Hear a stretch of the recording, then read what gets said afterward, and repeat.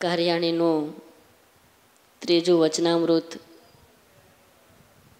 આ વચનામૃત ગૃહસ્થ સત્સંગી અને સંતો બંને માટે અતિ મહત્વનું, અભ્યાસ કર્યા જેવું અને શ્રવણ મનન નિધિધ્યાસ કરી અને સાક્ષાત્કાર કરવા જેવું આ વચનામૃત છે. શ્રીજી મહારાજ જ્યારે આ લોકમાં પધાર્યા,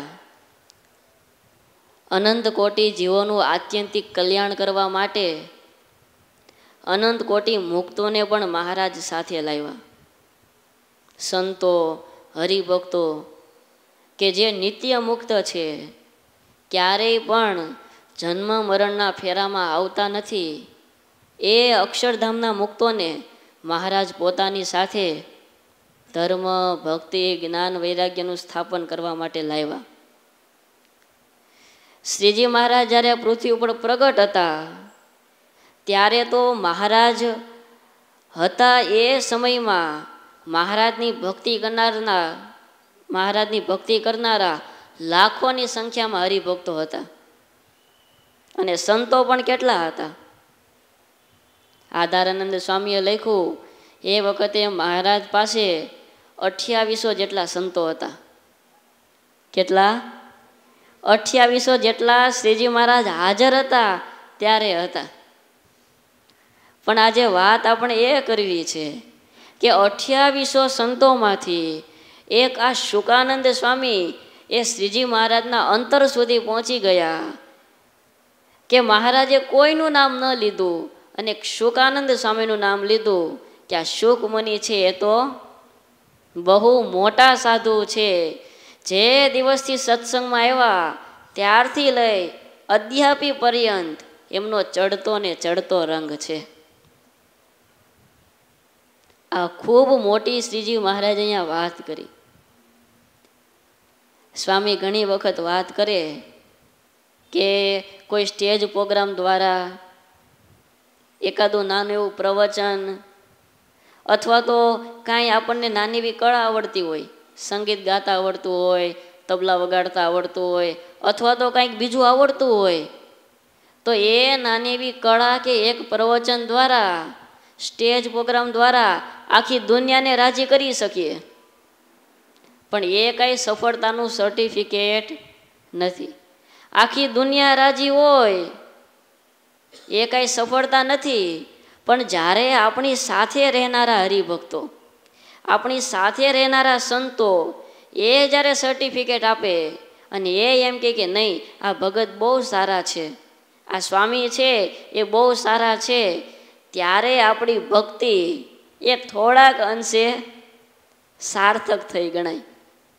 દુનિયા તો રાજી થઈ જાય, એમાં કંઈ મોટી વાત નથી. ચાર્લી ચેપ્લિન હતા, બહુ મોટા હાસ્ય કલાકાર. આજે પણ એના વિડીયો વોટ્સએપ ઉપર આવે તો દરેક વ્યક્તિને એ જોવે ત્યાં જ આમ મજા આવી જાય. આખી દુનિયાને હસાવનારો વ્યક્તિ હતો. છતાં પણ એમણે પોતાની આત્મકથામાં એવું લખ્યું કે ચાર્લી ચેપ્લિન આખી દુનિયાને હસાવી શકે છે, પણ આખી દુનિયા ભેગી મળી અને મને ન હસાવી શકે. આખી દુનિયાને હસાવનારો માણસ એ પોતાના જીવનમાં ક્યારેય આનંદ મેળવ્યો નથી. કેમ? તો કે અમારા લગ્ન થયા ત્યારથી લઈ અને આજ સુધી મારા પત્ની સાથે એક પણ વખત મારે મીઠી વાત થઈ નથી. જો એક બાજુ આખી દુનિયા રાજી છે, આખી દુનિયા એવું માને છે કે ચાર્લી ચેપ્લિન છે એ સફળ વ્યક્તિ છે, પણ એ પોતે શું માને છે કે મારા જીવનમાં તો મને અસફળતા મળી. એમના પત્ની શું માને છે કે આમને તો કાંઈ ખબર પડી જ નહીં, આવડા મોટા છે ને કાંઈ ખબર જ ન પડે, ઢગાના ઢહર્યા થાય ને. ઘણી અનુભવમાં હશે. બહાર મોટા મોટા રાજકારણ હોય તો બહાર સલામ મારતા હોય, સાહેબ સાહેબ કરતા હોય. આમ ઓફિસમાં પ્રવેશ કરે ત્યાં પાણીનો ગ્લાસ આવી જાય અને ઘરે જાય ત્યાં ઉપાડી લે. એટલે બહારની દુનિયા રાજી થાય છે એ સફળતા નથી. પણ આપણી સાથે રહેનારા છે એ જ્યારે પ્રમાણિત કરે ત્યારે આપણી સફળતા છે. ત્યારે કાયમ માટે શ્રીજી મહારાજની સાથે રહેનારા આ શુકાનંદ સ્વામી અને મહારાજ એમને પ્રમાણપત્ર આપ્યું કે આ શુકમુનિ તો બહુ મોટા સાધુ છે, મુક્તાનંદ સ્વામી જેવા સાધુ છે. આમ તો સ્વામી પૂર્વાશ્રમમાં હતા ત્યારથી એવા મુમુક્ષુ હતા અને મહારાજની કૃપાથી જ સ્વામીનું અવતરણ થયેલું. શ્રીજી મહારાજ વન વિચરણ વેશે ફરતા ફરતા વડોદરા પધારેલા અને ત્યારે શુકાનંદ સ્વામીના માતૃશ્રી બાનુબા એ મહિલાઓ સાથે વાવને કાંઠે પાણી ભરવા માટે આવેલા અને પાણી ભરતા ભરતા સેજે મહિલાઓ હોય એટલે વાતુચીતો તો થાય જ. એટલે ધીમે કરીને બાનુબા બોલ્યા કે મેં તો ભગવાનને પ્રાર્થના કરી છે કે આ વખતે ભગવાન મને દીકરો આપે. અને સેજે ભાઈ બધાને પેલા ખોળામાં દીકરાની આશા હોય કે પેલા ખોળે દીકરો થઈ જાય તો પછી પૂરું, બીજી વખત કાંઈ સંકલ્પે નથી રાખવો. કારણ કે દીકરો દીકરી દીકરો 3-4 ભાંડરડા થાય પછી આ જીએસટી ને નોટબંધી ના માહોલમાં બધાને ભણાવવા, એની સ્કૂલની ફીવું ભરવી, કોણ બધી લપ કરે. એટલે કે આપણે તો દીકરાની ઈચ્છા છે. અને એ મહારાજ સાંભળી ગયા એટલે ધીમે કરીને વરણી બોલ્યા કે દીકરો તો થાય પણ અમને આપી દેવો પડે. એટલે આ મહિલાઓએ આ બધું જોયું. હવે મહારાજને જોયા ત્યારે તો વરણી વેશ એટલે મહિલાઓ બોલ્યા કે એ બાલુડા જોગી, તમે તો હજી નાના છો, મૂછનો દોરો ફૂટ્યો નથી અને તમને શું ખબર પડે કે દીકરો થશે કે દીકરી થશે. એટલે મહારાજ બોલ્યા કે અત્યારે નહીં સમજાય, ભવિષ્યમાં સમજાશે. એટલે બાનુમાં બોલ્યા કે ના હો, એ ભેખમાં ભગવાન હોય, સાધુ બાવા ક્યારેક બોલે ને એ સાચું પડી જાય. એટલે સારું જોગી, જો દીકરો થશે ને તો તમને આપશું. મહારાજ કે પાકું પાકું. મહારાજ કે સારું દીકરો થશે. એમ કહી અને એ તો આગળ ચાલતા થઈ ગયા અને પછી બાનુબાના ઘેરે દીકરાનો જન્મ થયો. વડોદરા એ બાનુબાનું પિયર અને ડભાણ છે એ બાનુબાનું સાસરું. જ્યારે પછી વર્ષો વીતા શ્રીજી મહારાજે ડભાણમાં બહુ મોટો યજ્ઞ કરેલો. હજારોની સંખ્યામાં બધા બ્રાહ્મણો આવેલા. અમદાવાદથી પૂના સતારા સુધીના બ્રાહ્મણો એ યજ્ઞમાં આવેલા. યજ્ઞમાં બેસવા માટે નહીં, લાડવા ખાવા માટે. કે સ્વામિનારાયણની 84 છે અને ઘીમાં લસપસતા લાડુ હોય અને બધા ભૂદેવો આવેલા અને ત્યારે મહારાજ બધાને આશીર્વાદ આપતા હશે. સ્ટેજ ઉપર મહારાજ બેઠા હશે અને ત્યારે આ બાનુબા શુકાનંદ સ્વામી પૂર્વાશ્રમમાં 14-15 વર્ષની ઉંમર હશે એટલે પાસે લાવ્યા, પગે લાગ્યા અને ધીમે રહીને બોલ્યા કે મહારાજ એ મારા દીકરાને આશીર્વાદ આપો, ભણી ગણીને ખૂબ આગળ વધે. એટલે મહારાજ હસતા હસતા બોલ્યા કે બાનુબા આ ક્યાં તમારો દીકરો છે? એટલે સેજી આમ ખચકાટ તો થાય ને, અરે મહારાજ મારો દીકરો છે આ. મહારાજ કે સાચું બોલો, આ તમારો દીકરો છે કે કોઈકનું સપેતરું છે? એટલે બાનુબા કે હા મહારાજ એ તો સપેતરું છે, પણ એ તો એક નાના એવા બાલુડા જોગી હતા અને એમણે કીધેલું કે દીકરો થાય પણ અમને આપી દેવાનો. હવે મહારાજ બાવો તો અત્યારે ક્યાંય રખડતો હશે. એટલે મહારાજ હસવા લાગ્યા. મહારાજ કે બાનુબા એ બાવો બીજો કોઈ નહીં, આ તમારી સામે બેઠો ને એ છે. હર હર હર મહારાજ તમે? હા બાનુબા અમે છીએ. અને એમ કહી અને મહારાજે દીકરાનું કાંડું પકડી લીધું. પણ ભાઈ દીકરામાં એટલી વાસના તો હોય ને, હેત તો હોય ને. મહારાજ એકનો એક દીકરો છે એટલે થોડીક કૃપા કરો તો. મહારાજ કે ના ના એવું કાંઈ નથી, એ તો અમારા છે. હે મહારાજ, એ દીકરો તમને આપી દઉં તો પછી અમારું ગઢપણમાં કોણ સાચવણી કરશે?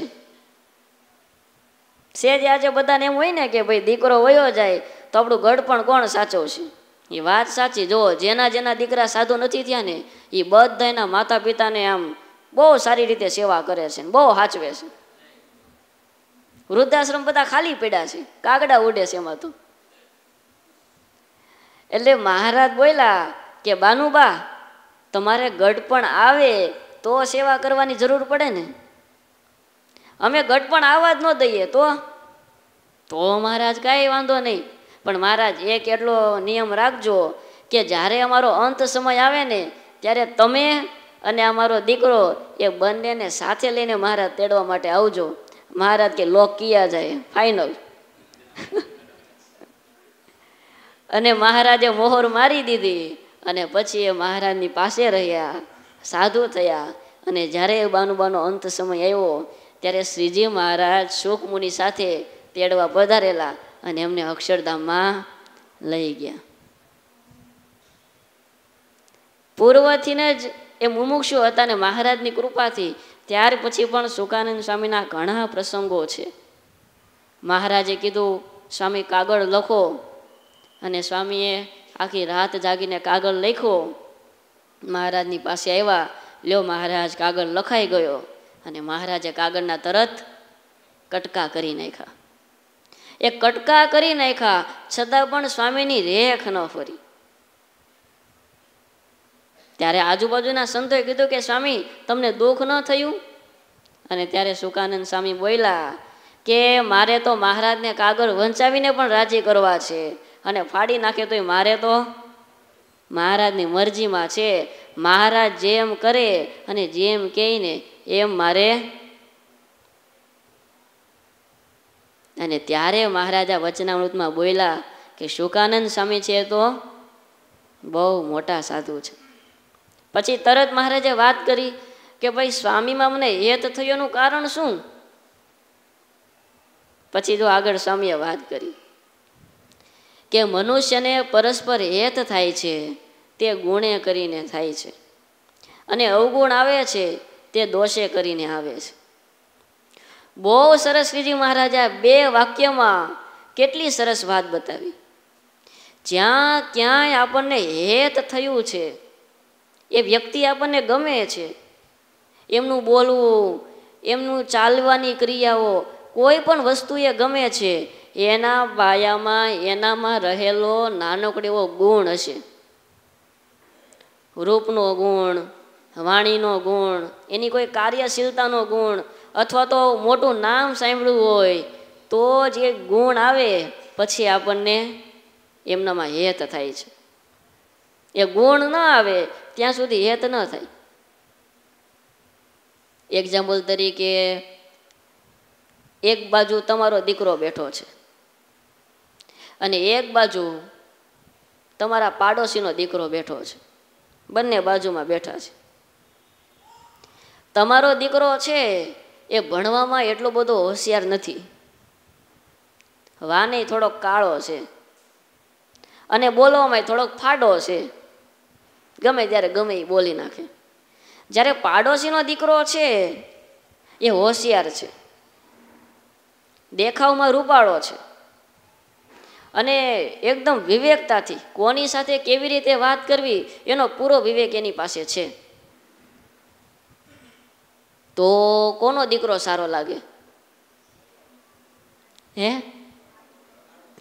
મારો દીકરો સારો લાગે. અરે પણ એ તો ભણવામાં હોશિયાર નથી, બોલવામાં વિવેક નથી, તોય મારા પણ મનાણું છે ને.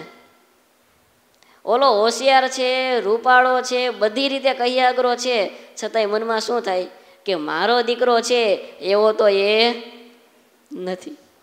ત્યારે જ્યાં ક્યાંય આપણને હેત થાય છે એના પાયામાં ગુણ છે, અને જ્યાં ક્યાંય આપણને દોષ દેખાય છે, આપણને વ્યક્તિ ગમતો નથી, એ બોલે છે, એમની સાથે રહેવું ગમતું નથી, એના પાયામાં અવગુણ. કોઈક એની એવી નાની એવી ક્રિયા હોય અને ક્રિયા આપણને હૃદયમાં ખૂંટી ગઈ કે જે આપણા માનસમાં સેટ નથી થતી. એટલે આપણને શું મનાઈ ગયું કે એ વ્યક્તિ આવો છે, અને એક માન્યતા બંધાઈ ગઈ. એને કારણે કાયમ માટે એ વ્યક્તિની અંદર આપણને ખામીઓ જ દેખાય. જ્યારે પણ એ સામે આવે એનામાં લાખ ગુણ હોય છતાંય ખામી દેખાય, દોષ માત્ર દેખાય છે, એ અવગુણે કરીને દેખાય છે. પણ પછી જો મહારાજે સરસ વાત કરી કે તે ગુણ અને દોષ માણસની ઉપરની પ્રકૃતિએ કરીને ઓળખાતા નથી. ગુણ અને દોષ માણસની ઉપરની પ્રકૃતિએ કરીને ઓળખાતા નથી. કાં જે કોઈક મનુષ્ય તો બિલાડાની પેઠે હેઠું જોઈને ચાલતો હોય, પણ માહી તો અતિ કામી હોય. તેને દેખીને અણસમજુ હોય તે કહે આ તો બહુ મોટો સાધુ છે, અને કોઈક તો ફાટી દ્રષ્ટિએ ચાલતો હોય, તેને જોઈને અણસમજણવાળો હોય તે એમ કહે છે આ તો અસાધુ છે, પણ તે માહી મહા નિષ્કામી હોય. માટે શરીરની ઉપરની પ્રકૃતિ જોઈને મનુષ્યની પરીક્ષા થાય નહીં, પરીક્ષા તો ભેળા રહ્યા થકા થાય છે. આજે તમારે ને મારે આ બહુ સમજવા જેવી વાત છે કે ક્યારેય પણ કોઈ વ્યક્તિનું માર્કિંગ એમની દૈહિક પ્રકૃતિ, એમના કોઈ નાના મોટા સ્વભાવ જોઈ અને નક્કી ન કરી લેવું કે આ માણસ આવો છે. દેખાવમાં ભોળો લાગે, દેખાવમાં એમ લાગે કે એને તો આપણી સાથે કાંઈ હેત નથી, પણ એ જ્યારે પરીક્ષા આવે ને ત્યારે ખબર પડે કે હકીકતમાં આ માણસને આપણે જેવા સમજીએ છીએ એવા નથી ક્યારેય પણ. કારણ કે આપણે જે જોઈએ છીએ એ રૂપ જોઈએ છીએ, એનો જે બાહ્ય જે આકાર છે એનું રૂપ જોઈએ છીએ, પણ અંદર રહેલા જે ધર્મ છે, સ્વરૂપ છે, એ આપણે જોતા નથી. અને આજે તમારે લોકમાં મોટા ભાગે રૂપ અને રૂપિયો હોય એટલે તરત માણસ ત્યાં ઢળી જાય. સ્વામીએ બહુ સરસ એકવાર વાત કરેલી કે આજે જે કાંઈ સગાઈઓ થાય છે એ રૂપ જોઈને થાય છે. પહેલાં સ્વરૂપ જોઈને થતી કે આ ભાઈનો દીકરો બહુ સારો છે, એમની પાસે સારો વિવેક છે, શાંત સ્વભાવ છે, તો એમની સાથે લગ્ન કરતા. પછી એ કાળો હોય, જાડો હોય, ગમે તેવો હોય, છતાં એની સાથે સગાઈ થતી. અને આજે તો જોવા જાય તો ધોળું છે ને કાળું છે ને, ગામડે જમીન નથી ને, શહેરમાં ઘરના મકાન નથી ને, જાડું છે ને, ઊંચું છે ને, નીચું છે ને, એમાંથી જ પાર ન આવે.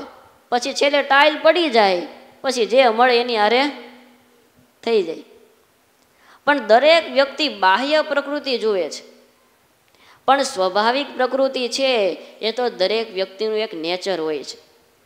શ્રી કૃષ્ણ ભગવાને ગીતામાં લખ્યું કે પ્રાણ અને પ્રકૃતિ એ તો જ્યારે દેહ છોડે ત્યારે જાય. એટલે ભક્તો બહુ સાવધાન રહેવું કે ક્યારેય પણ કોઈ ભક્તો કે કોઈ સંતોની એવી સ્વાભાવિક પ્રકૃતિ દેખાય કે જે આપણા મગજમાં ફિટ ન થતી હોય. આપણને એમ લાગતું હોય કે આ થોડુંક નિયમ બહાર છે તો જય સ્વામિનારાયણ, ઉપશમ અવસ્થા. પણ ક્યારેય પણ બાહ્ય પ્રકૃતિ જોઈને અવગુણ લેવાય નહીં, નહીતર વાંધો એને નહીં આવે, વાંધો આપણે આવશે. ભુજમાં એક મહારાજના સંત હતા, સાવ બાળા ભોળા, આખો દિવસ મહારાજનું ભજન કરે અને માળા ફેરવે, બીજી કાંઈ જાજી ખબર પડે નહીં. અને એ સ્વામી એકવાર રસોઈ હશે અને જમવા માટે બેઠા, અને જમતા જમતા એ સ્વામી મહારાજને યાદ કરે, અને હરિભક્તોનો ભાવ સારો, અને એ વખતે ખોરાક પણ સારા હતા, એટલે એ સ્વામી 20 લાડવા ખાઈ ગયા. કેટલા? 20 લાડવા ખાઈ ગયા. હવે એ વખતે કોઈ કહેવા તો સારો હરિભક્ત એ ત્યાં ઊભા હશે, અને એમણે આ જોયું. એટલે ધીમે કરીને હરિભગત બોલ્યા કે 20 લાડવા ખાઈ જાય એનું બ્રહ્મચર્ય કેમ ટકતું હશે? 20 લાડવા ખાઈ જાય એનું બ્રહ્મચર્ય કેમ ટકતું હશે? હવે જો આ ઉપરની દ્રષ્ટિએ માર્કિંગ કર્યું તો કોઈ પણ વ્યક્તિને તળિયું તૂટી જ જાય કે ભાઈ બ્રહ્મચારી અને 20 લાડવા દાબી જાય, આ જાય ક્યાં? આ સ્વાભાવિક પ્રકૃતિ છે. પણ એ સ્વામી આ સાંભળી ગયા અને એ સ્વામી ધીમે કરીને બોલ્યા કે માળા ગાંડિયા, તને શું ખબર પડે? હું આ લાડવાનો રસ નહીં, હું તો સહજાનંદ સ્વામીનો રસ માણું છું. અને આ મેં નથી જમ્યા, આ પેટમાં નથી નાખ્યા, આ તો મેં શ્રીજી મહારાજને સંભાળતા સંભાળતા મહારાજને આ લાડવા ધરાવ્યા છે. ગાંડિયા, તને શું ખબર પડે? આટલું એ બોલ્યા અને એ હરિભગત ઘરે આવે ત્યાં રસ્તામાં જ ફ્યુઝ ઉડી ગયો. એક તાર મહારાજે ખેંચી લીધો, આટો ઓછો થઈ ગયો અને ગાંડા થઈ ગયા.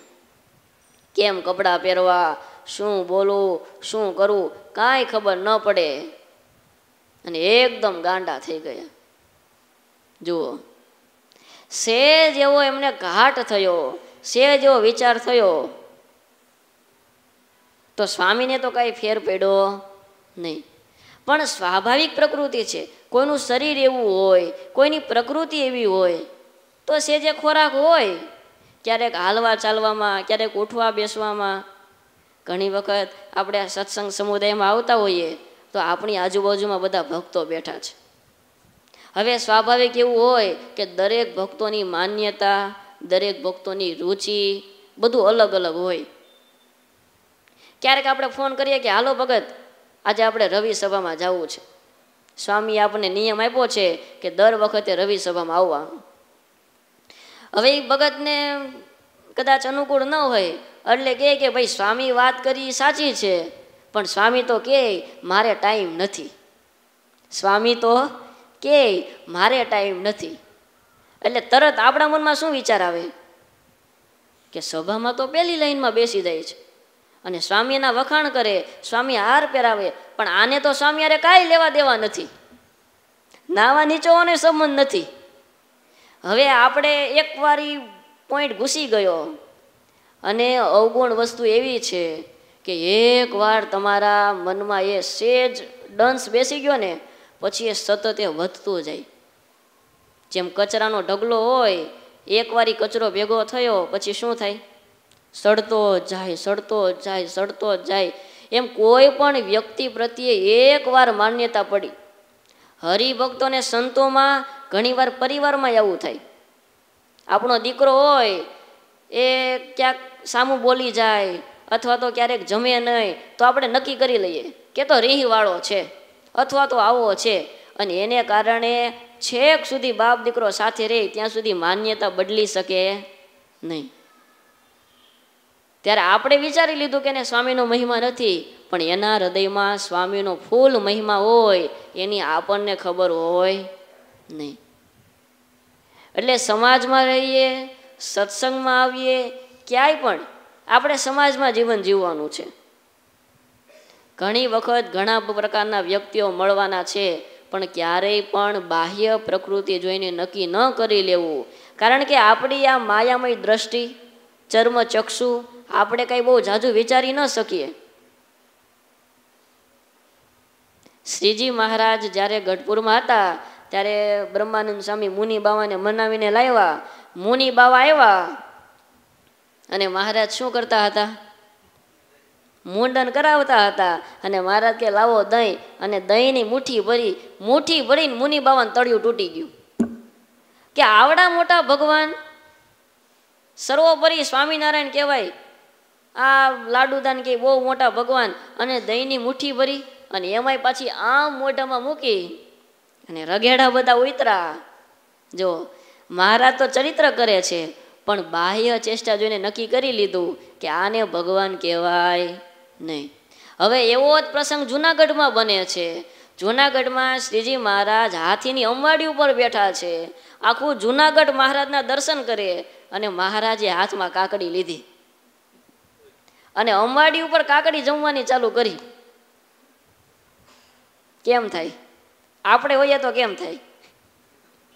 હે, અત્યારે કહીએ કે વાંધો ન આવે, એ તો દિવ્ય દ્રષ્ટિ, પણ એ તો જ્યારે હાજર હોય ને ત્યારે ખબર પડે.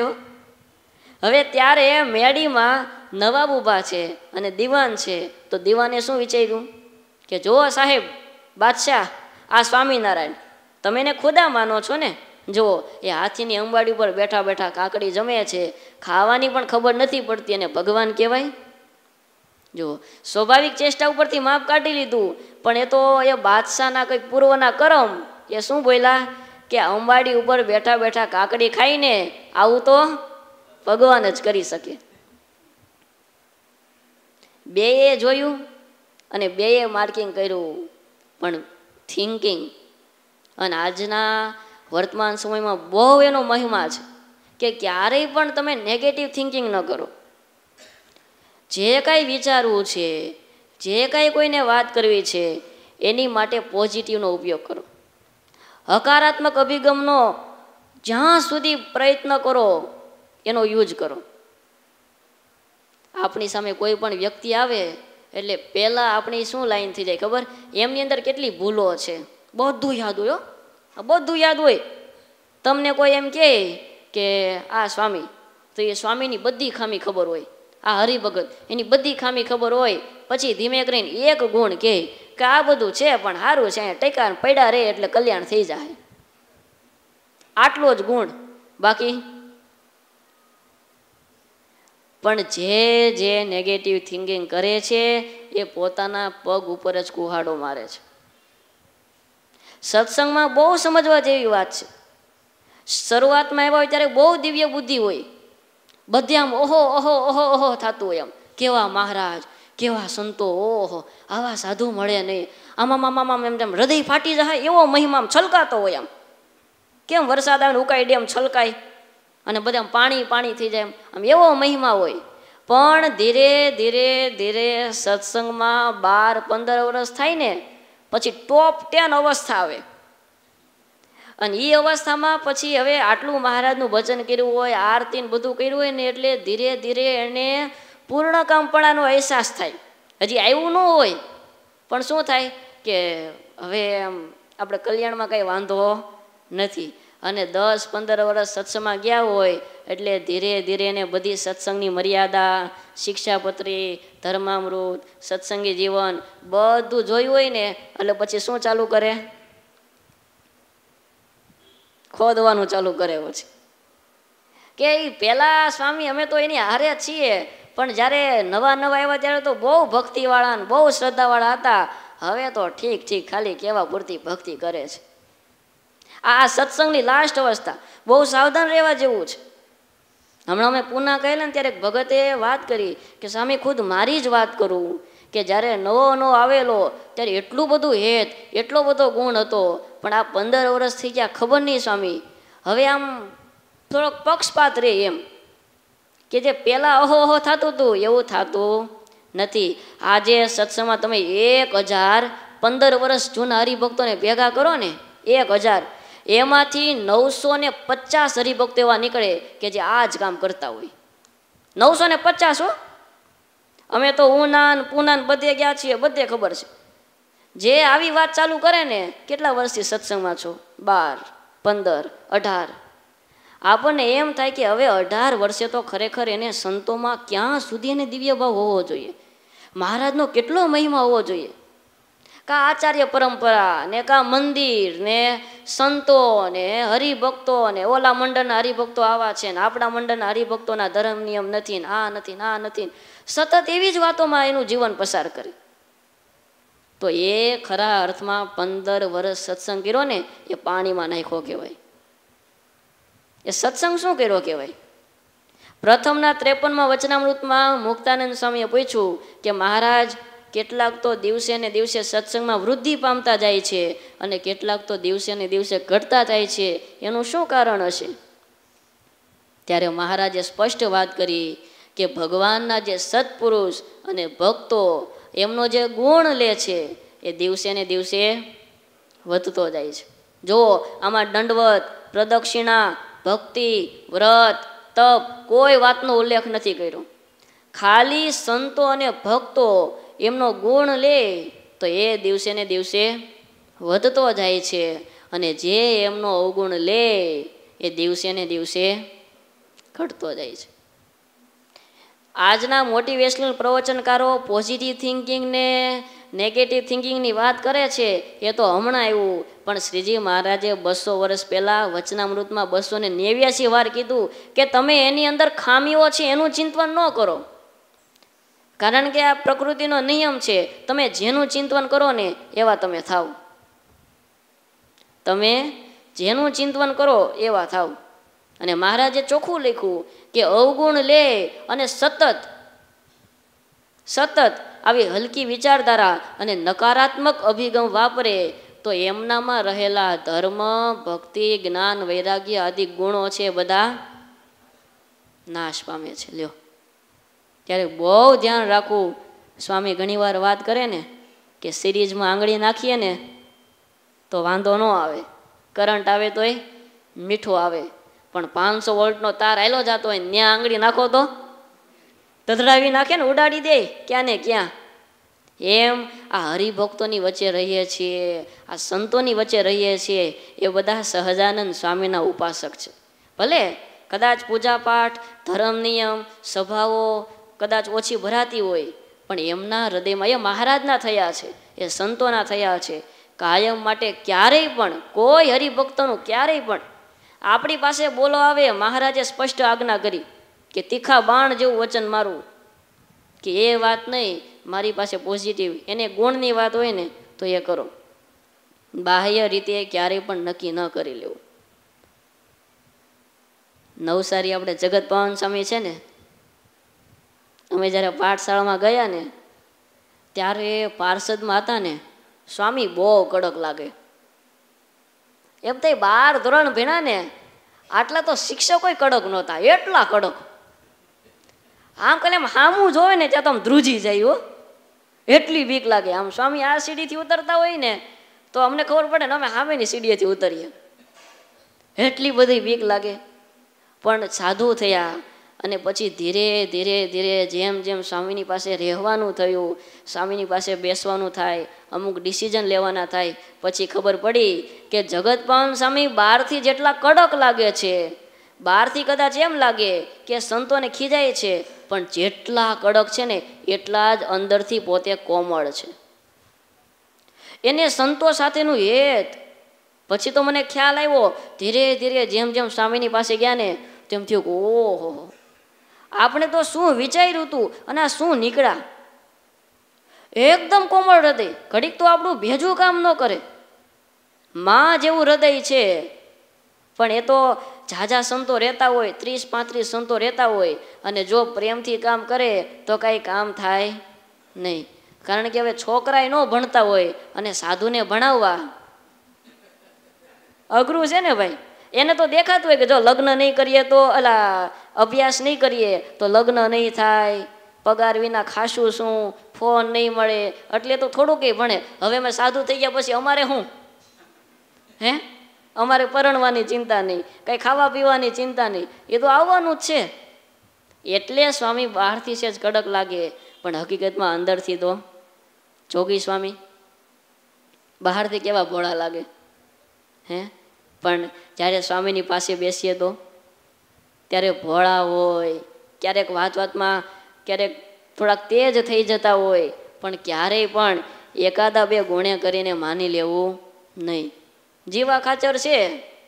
હવે આવા અર્થમાં લઈએ, મહારાજે કીધું ને કે બહારથી સારો દેખાતો હોય પણ અંદરથી, બહારથી તો મહા નિષ્કામી જણાતો હોય પણ અંદરથી પાછો કામી હોઈ શકે.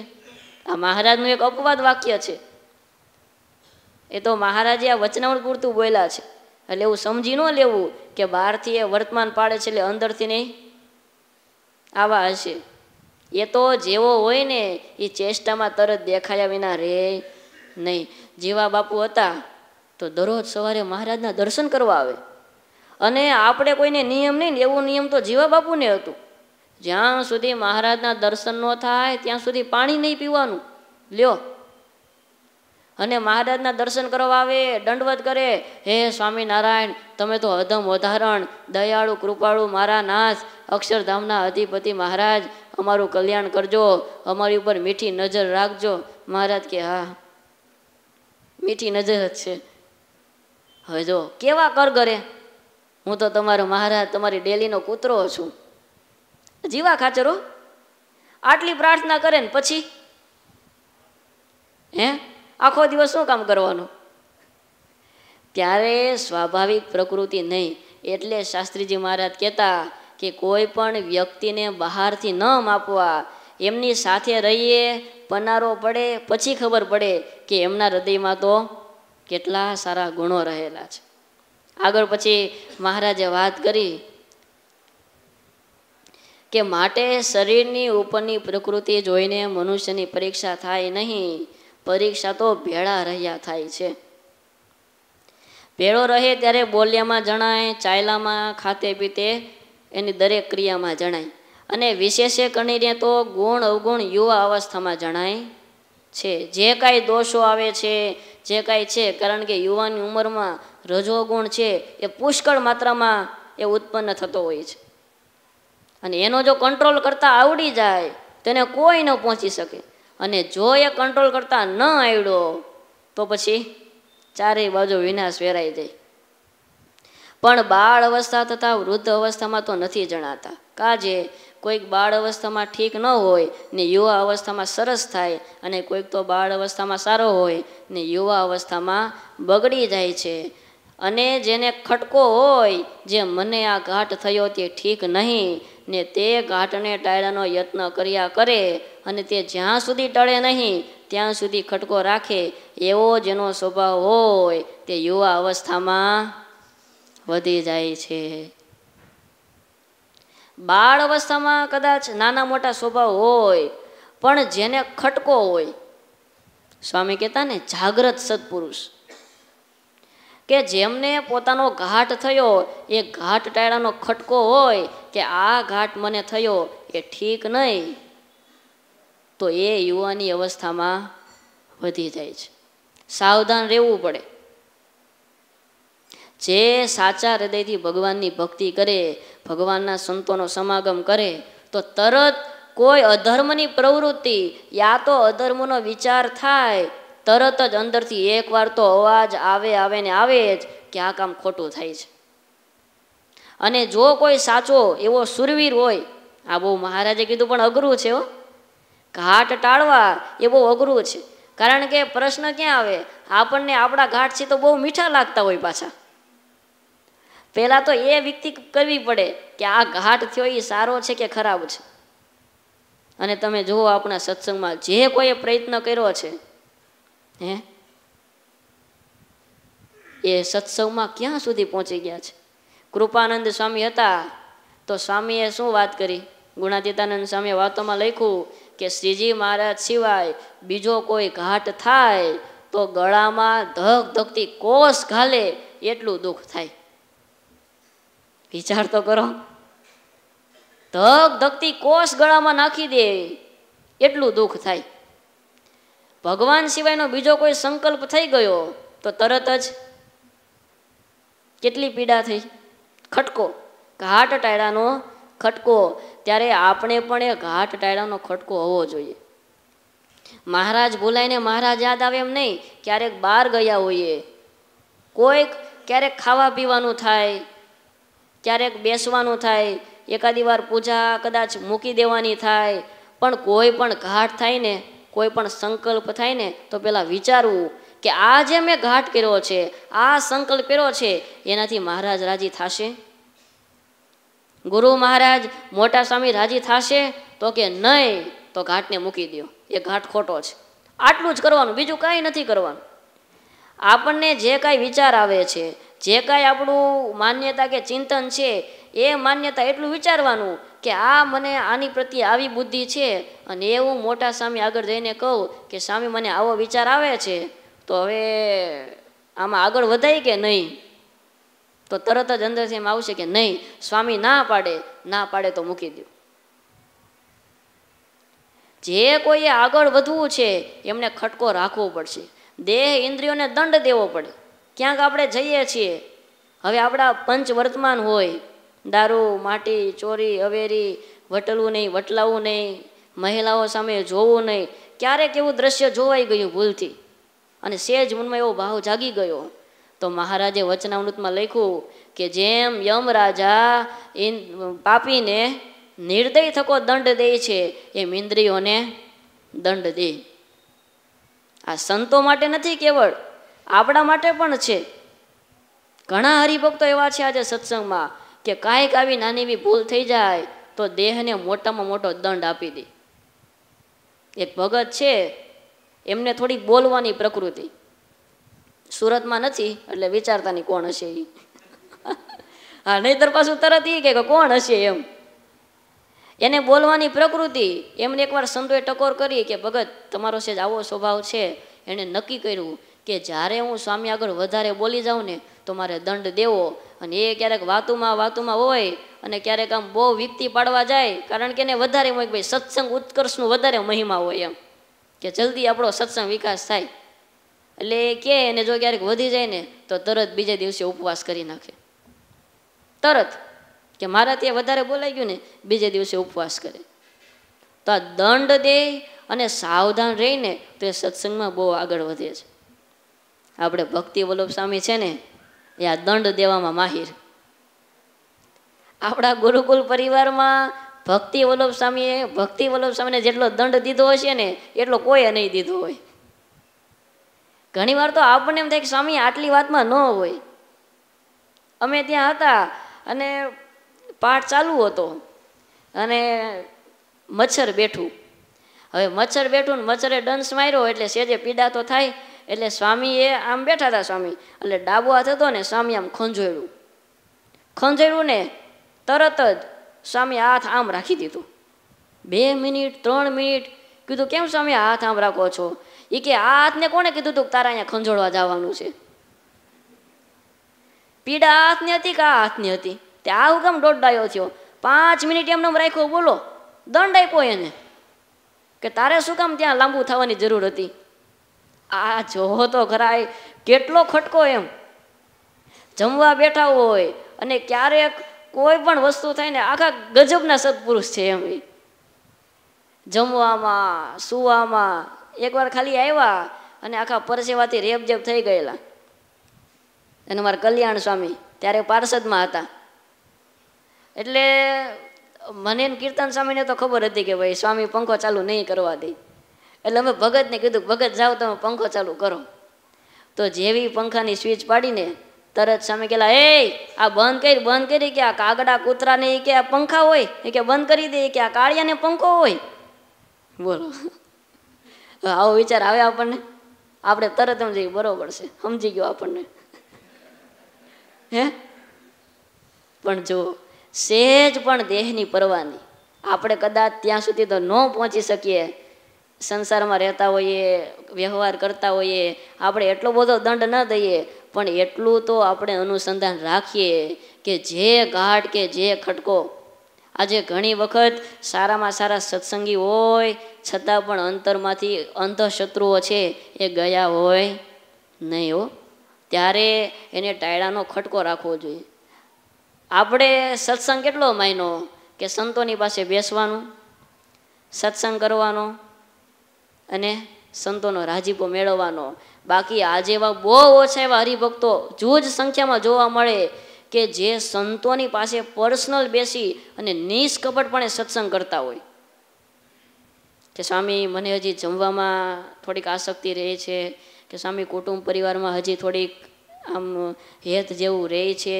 એવું સંતોની પાસે બેસી અને પર્સનલ સત્સંગ કરનારા જે બહુ ઓછા છે.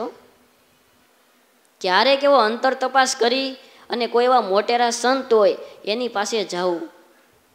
કારણ કે આ સભા બેઠી હોય એમાં તો બધી જનરલ વાતો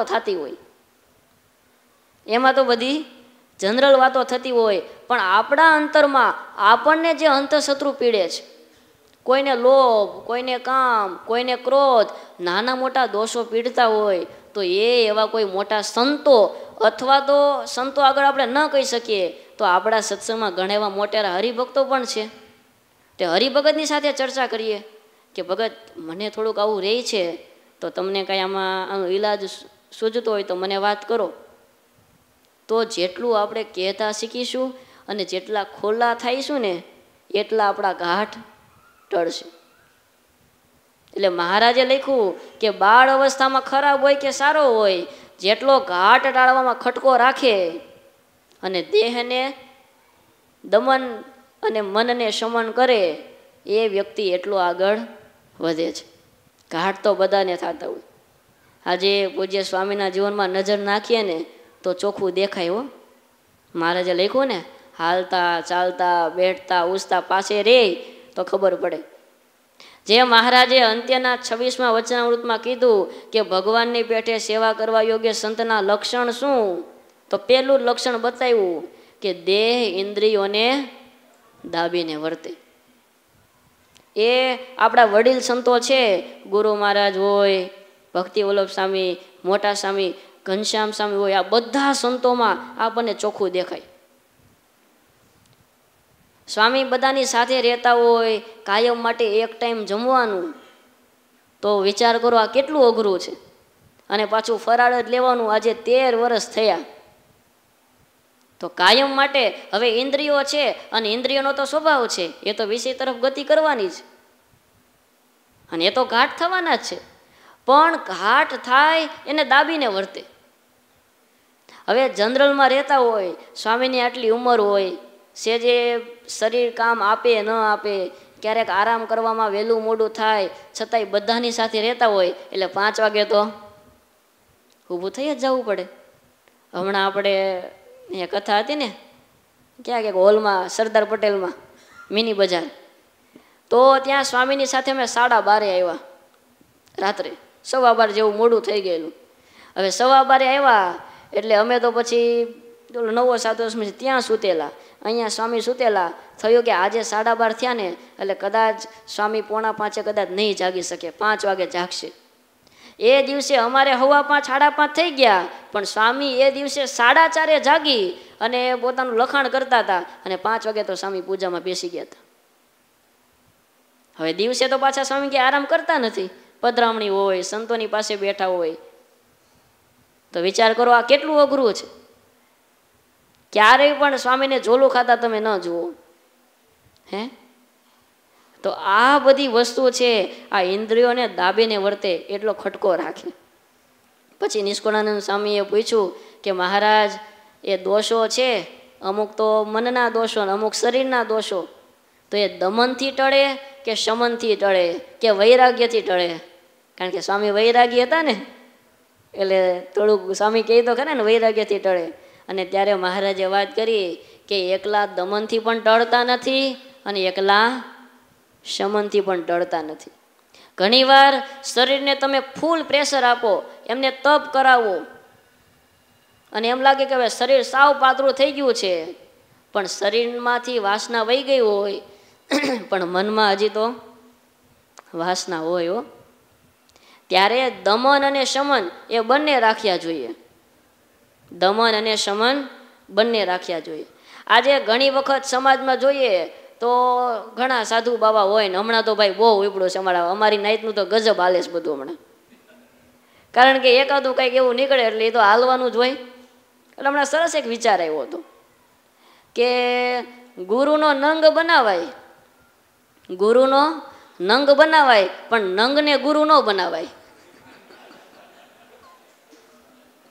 પછી એકના કારણે પછી આખો સમાજ દોષી ઠરે.